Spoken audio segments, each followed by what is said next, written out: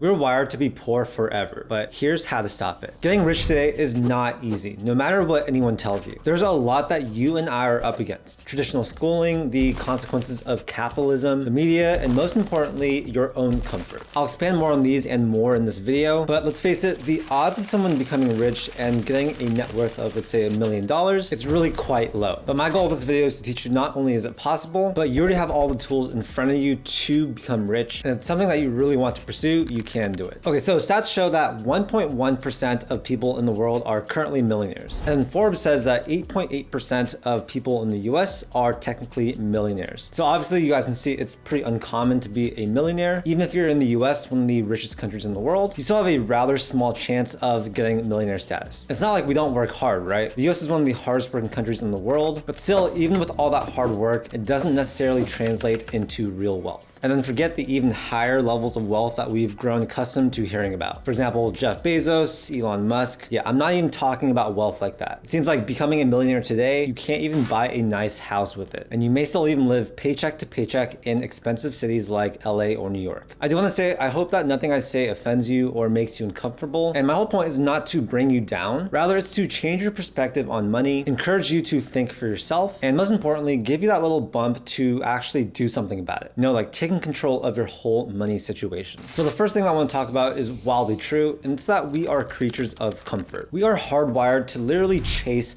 comfort. And you can see this from the moment that you wake up. So for example, when I wake up, the first thing I want to do instinctively is to grab my phone, scroll social media, and just hang out in my warm bed. Then I think, I don't really want to brush my teeth since it's more comfortable just to stay in bed. When it comes to breakfast, I want to eat junk food, right? When it comes to lunch, I also want to eat junk food. Highly fatty, highly caloric foods. These are things that make us feel good. There's the whole spending money on dumb things, where when you live in a society that's really based on consumerism, yeah, we feel good buying things. After that, instead of doing work, I'd rather watch TV. Every day we're making thousands of decisions, and there's usually an easy decision and there's usually a hard decision. The easy one usually brings us towards comfort, and the harder one, which is likely the one that's better, takes us to the opposite of comfort. So according to psychology today, humans tend to stay in their comfort zone because we naturally are afraid of things when we know that there is something bad that can come out of it. This is basically the same type of thinking that has allowed us to basically survive in the wilderness surrounded by leopards and bears, but actually cripples us when we want to push ourselves past our perceived limits in entrepreneurship,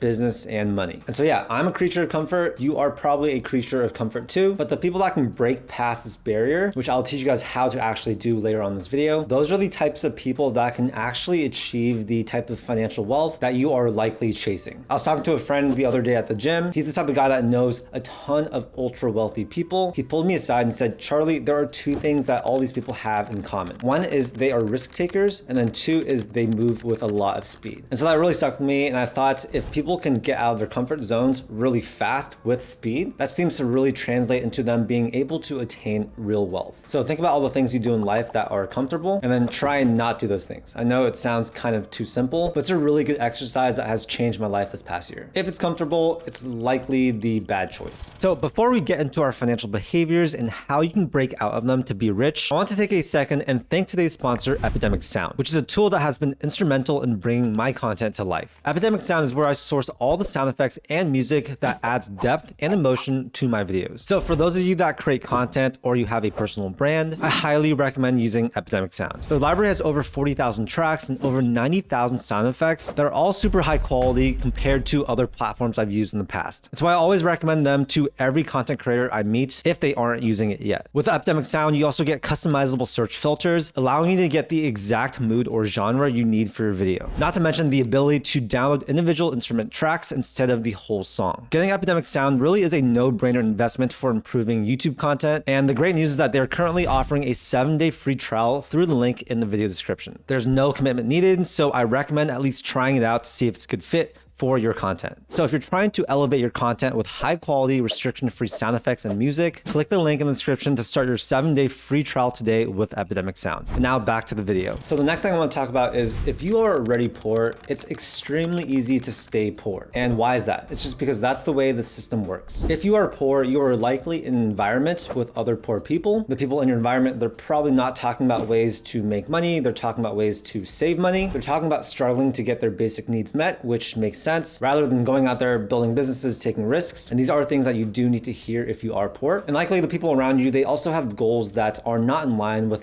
what you yourself want. And don't even get me started about the economics of being poor. Basically, in a nutshell, just having no money, it makes everything harder, it makes everything more expensive. And unfortunately, that's just the way it works. Everything becomes more expensive, not just on a percentage scale, but also in terms of things like borrowing money is more expensive. You probably have to buy things that are of lesser quality since it is cheaper at the beginning, but the overall cost of ownership is likely going to be more. So yeah, the whole economics of being poor, it's really it really traps you in that state. But luckily, the one thing that you can do is really change your environment. I actually had a Chinese lesson today, and my teacher was talking to me about the importance of your circle. So in Chinese, this is called Quan, is basically like the circle of people that are around you. And she was saying your Quan basically affects what you think is good, your habits, the things you don't do, the things you're consistent about, your goals, pretty much everything. So this is a universal truth, right? Your circle, your environment, it is something that has such a big impact on yourself. And I think that for someone that used to be pretty poor myself, going out there talking to people that weren't poor, trying to surround myself with people that had aligned goals with me, that had such a big impact on my life. And while it doesn't change the fact that being poor makes it so it's really hard to not be poor, it's one thing that you can choose to do to increase your chances of not being poor. Okay, so the next thing that is universally true is that we are programmed to become workers. We're programmed to trade our time for money. When it comes to the education system, it's a really old way of thinking. And if you look back at the Industrial Revolution, most of the jobs back then were factory jobs. And evidently, back when those types of jobs were extremely common, that is when our current style of schooling really came to be. We educated people to become assembly line workers, run machines, and do jobs like that. And you guys probably have heard this quote, but John D. Rockefeller literally said, "I don't want a nation of thinkers, I want a nation of workers." Now, who's John D. Rockefeller? He's one of the biggest contributors to the education system, and he played a huge part in shaping how our education system is today. So that type of thinking really still sticks today. I think until I was about 21, 22 years old, I thought I had to get a job, I had to learn some type of high value skill, and I had to trade time for money for the rest of my life. Nowhere in my education did I learn about business and avoiding that employee type of thinking. I literally had no idea what business was, but I do think that that is something that was done sort of intentionally. And the really bad part about this is that this type of thinking, it creates a ceiling that is quite low. And while that is good for the handful of business owners out there, it's not good for the majority of people. To me, it seems like education is basically anti-entrepreneurship. And that for me is just really, really sad. That's basically the whole point of my channel. It's to show you guys that if someone like I can basically go out there and build my own businesses, so can someone like you. And just a quick little side note, entrepreneurship is basically trading your time for money at the start, building cash that way, and then scaling by trading that money that you made to buying your time back. And that's through leverage, that's through hiring other people, that's through creating systems that make it a real business. For example, I used to be a tutor, right? I would trade my time for money, and while it was a rather high value skill that allowed me to basically make $40 to $50 per hour, I realized it couldn't really scale much beyond that. So when I teach online by making videos like this, it's a very leveraged way of making money where I have no idea how much money I'm making per hour. All I know is that it's a lot more than if I were to tutor someone one-on-one. And the way that I'm able to do that is by building out a team, people that can help me edit and build these videos. And yeah, I don't really know where I'm trying to go with this, but to close out this point, I do want to say that yes, you can get rich by trading your time for money, but to do that, it needs to be a high value skill, something that not a lot of people can do, something that takes a good amount of expertise. Most skills these days, they are not high value, and that's just because anyone can do them. And so yeah, chase those high value skills. That's going to be a big game changer. Okay, 4, let's talk about the media's perception of wealth. I think overall traditional media, it makes it seem like wealth is really hard to come by, right? It's like a limited resource. We often see depictions of wealth being evil. Money makes good people go bad. You're not meant to be rich. Only those people are meant to be rich. People that are rich had to lie or cheat to get there. Only the middle and lower class are truly honorable people. Things like that. I think this creates a very interesting dynamic. If you tell your friends or family that you are going to get rich, they immediately think, oh, that's probably not possible. Your chances are low. You're probably gonna have to do some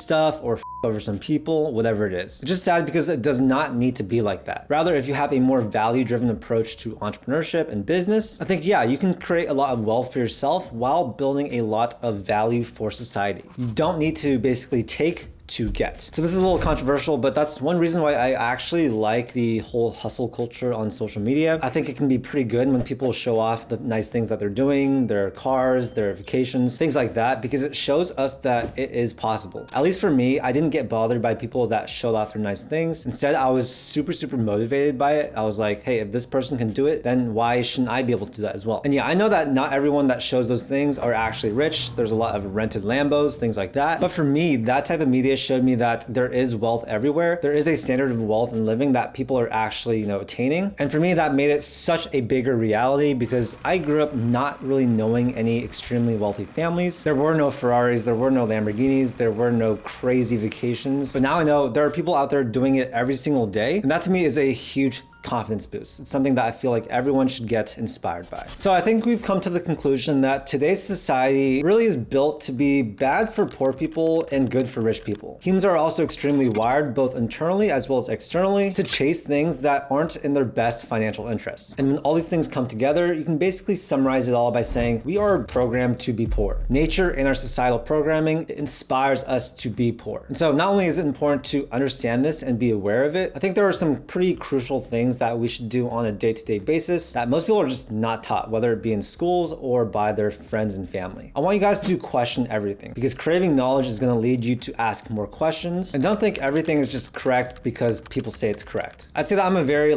textbook school-based type of person. I did well in school, and so this is something that was a bit hard for me to really learn because I was taught to not question anything and just accept everything as the truth. Most of these things that are truths are truth for a reason, but some of them, they might not apply to you. Some of them, they might not be in your best interest. For me, something that I really prioritize is doing things differently. I'm not going to do something differently just because it's different, but I do generally think that the whole trend of just doing what everyone else is doing is wrong. The average person out there, they're probably not living the life that you want to live. They're probably doing actions that most other people are doing. And so why does it make sense for you to go out there, chase a different type of life, but do the same exact things that they are doing? So yeah, if you can do things differently, do them. Don't think that you shouldn't do them just because others are not. For example, a lot of people say that cars are just huge money pits. The minute that you drive off the lot, you lose 30% of the value, stuff like that. But for me, I try and think differently, right? I try and think of vehicles as alternative investments. There are ways to make money with them. It's a great store of value if you buy the right ones. You can use your cars to help you make more money, things like that. That's just one small example of something that I try and do a little bit differently. But most people, if you talk to them, most financial experts, they'll be like, oh, that's the wrong move. And then yeah, just stop thinking that school and a 9-to-5 is the only way to make it in this country. It's basically a guaranteed way for you to live a solid life, but realistically, it's likely going to keep you here financially, which might be quite a far distance from where you want to be financially. If you guys can find a high value skill that you are good at and passionate about, do that skill for other people, and then slowly transition that into an actual business, that can be a really great formula for building wealth. And if you get anything from this video, just know that it's all just about mindset. I know that sounds really cliche, it sounds a little bit guru-y, but I'm a real life example where this type of mindset shift had a huge impact on me. And I want everyone watching this video to also be able to get to experience that mindset shift as well. So yeah, that's it for this video. I know I talked about a lot of different things. I really appreciate your time. Just know that whatever you guys want to do in your life, you'll find supporters, you'll find people that don't support you. Being poor is not necessarily bad. Being rich is not necessarily good. Everyone has different goals. This video might not be for you. It might be for you. You might relate to it. You might not. But hopefully if you guys stay this long, something does resonate with you in this video. And I really hope that it helped you out. If you guys thought this video was helpful, make sure to hit that like button and also subscribe for more content just like this. I do a ton of videos about personal finance, investing, and entrepreneurship. Thank you guys so much for your love and support, and I'll see you in the next video.